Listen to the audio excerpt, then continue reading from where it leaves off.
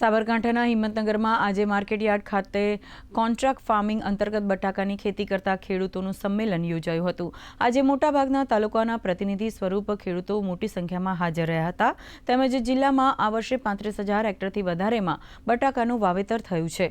ત્યારે વિવિધ કંપનીઓ દ્વારા બિયારણ સહિત તૈયાર થયેલા પાકમાં મોટી કપાત આપવા તેમજ એગ્રીમેન્ટ મામલે મોટા પાયે ચર્ચા વિચારણાઓ તેમજ રજૂઆતો કરવામાં આવી હતી।